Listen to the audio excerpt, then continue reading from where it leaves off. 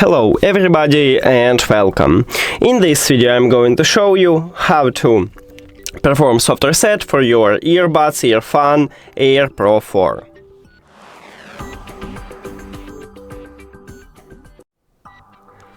You have to start by put your earbuds to the charging case and now close the case. Your earbuds will disconnect it from your phone, and right here we have the information that it's not connected, and if you have Android it will be in saved devices. After that you just open the charging case and your earbuds will reconnect to your phone. Of course, sometimes it happened that it don't want to reconnect automatically after you open the charging case, so in this situation you just tap on it.